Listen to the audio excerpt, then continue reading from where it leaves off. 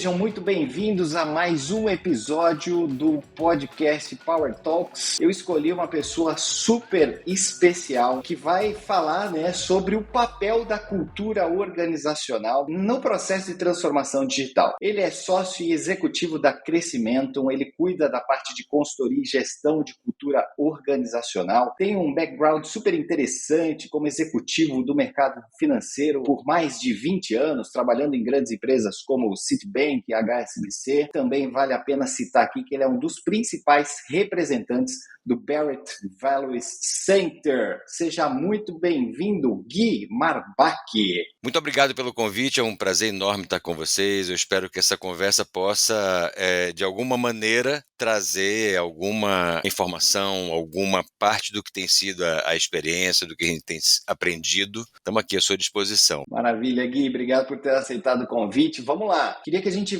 desse um breve contexto sobre a importância da cultura no processo de transformação digital. O que você tem visto aí, Como é que está essa relação entre cultura e transformação digital? Uma coisa que eu acho que é bem importante que tem acontecido ultimamente é que as organizações, finalmente, elas estão começando a perceber a importância de olhar para a cultura organizacional como algo que tem uma relevância no contexto dos negócios, no contexto do resultado dos negócios. As organizações estão começando a olhar para esse contexto porque sempre nós fomos muito mega over preparados para cuidar de todos os aspectos relacionados com a dimensão estratégica, a dimensão funcional, a dimensão mecanicista, o que fazer e o que fazer melhor, e não tinha e nunca fomos preparados, treinados para cuidar desse como, né?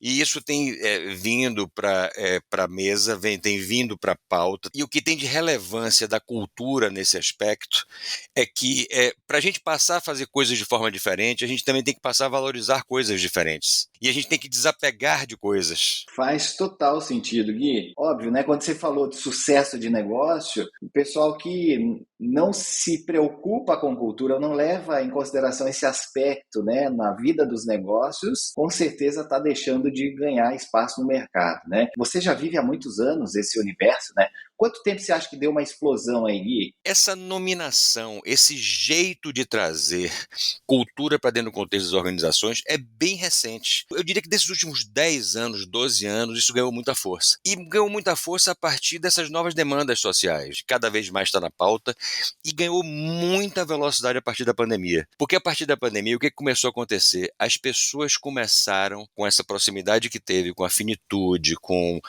todo essa trazer o trabalho para dentro de casa, viver o trabalho dentro de casa, essas coisas começaram a se misturar. As pessoas hoje estão em pleno momento de reavaliar qual é o papel do trabalho nas suas vidas. E cada vez mais as pessoas querem se sentir pertencentes ao que está acontecendo. E nesse aspecto que a gente vê assim, uma tomada de consciência cada vez mais forte da importância de olhar para a cultura, não daquela maneira de vamos ter uma boa cultura porque é legal ser as pessoas felizes. Não só isso, claro, isso é importante, isso é um meio relevante, mas a consciência de que ao cuidar da cultura de forma consciente, eu posso usar dessa força para fazer frente aos meus desafios estratégicos. E quando a gente fala aqui de transformação digital, como é que você vê essa questão da cultura organizacional de forma intencional, como você descreveu, para o sucesso dessas iniciativas? Qual que é o papel aí, Gui, da cultura nesse contexto específico? A cultura ela tem um papel de alta relevância quando você observa que uma coisa é você colocar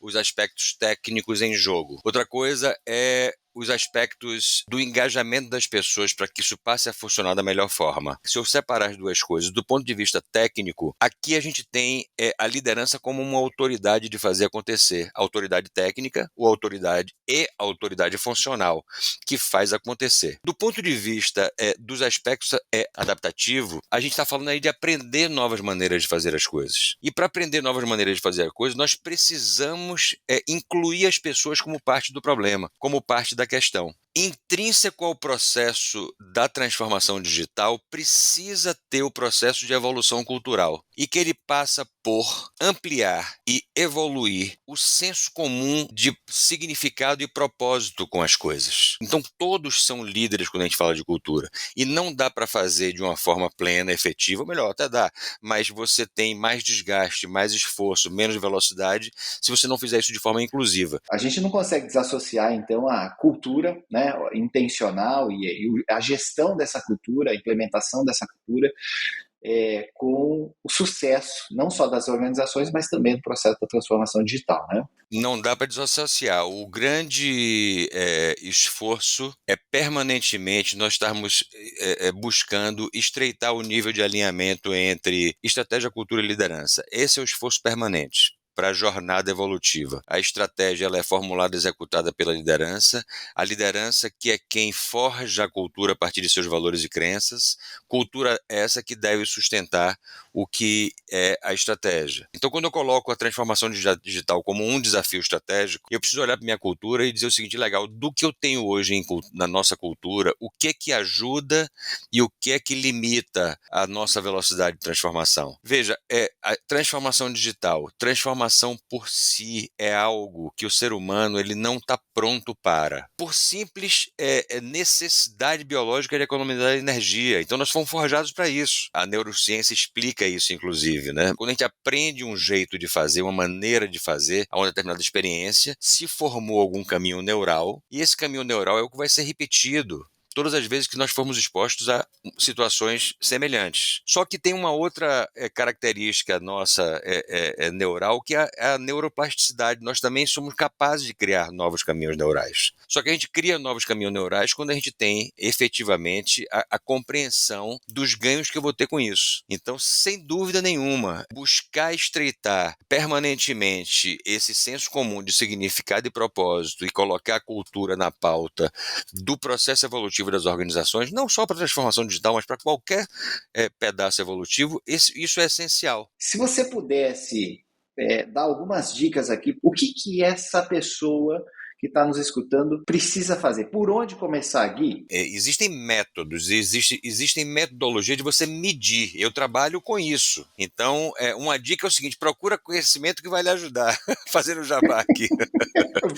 Mas uma coisa eu acho que todo mundo já pode fazer de diferente, que como eu falei, tem no processo, na jornada de transformação, nós temos dois aspectos, né? A diferenciação técnica e a diferenciação adaptativa que a gente pode procurar fazer. Na técnica, é isso que eles, olha, já desenhei tudo, por que não anda? Na adaptativa, a melhor coisa que pode ser feita é tentar ver como criar espaços de diálogo para ouvir das nossas próprias pessoas o que é que são os aspectos, o que é que são os pontos de gargalo. Normalmente, eu diria assim, quase que 100% das situações, as soluções estão dentro de casa. Então, nesses aspectos, as metodologias ágeis são muito boas. Então, quando você cria os espaços de conversa para você conseguir nutrir a partir das pessoas, é perguntar para as pessoas, gente, por que não anda, o que é que falta? E com liberdade para poder ouvir, inclusive, assim, o que é que falta é que você diz para fazer aquilo, mas você faz aquela outra coisa. É com disponibilidade, inclusive, para ouvir isso. E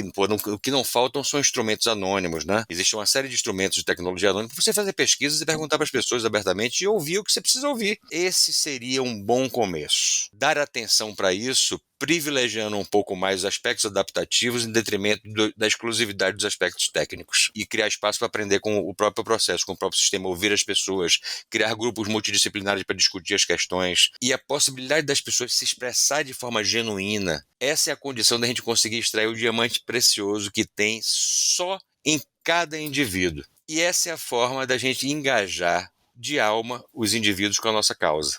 Essa é a grande recomendação que eu faço, eu acho que é o maior aprendizado que eu tenho dessa minha jornada até aqui. Essa é a minha militância, de trazer um pouco dessa luz para dentro das organizações, para que a gente tenha e produza e cumpra o nosso propósito de fazer um mundo melhor, né? A partir da evolução das pessoas e das organizações. Muito obrigado, viu, pela essa oportunidade. Foi excelente estar com você aqui. Maravilha, Gui. Obrigado demais, gente. Espero que vocês tenham gostado e a gente segue aí para o nosso próximo episódio. Valeu, gente. Um abraço. Até a próxima.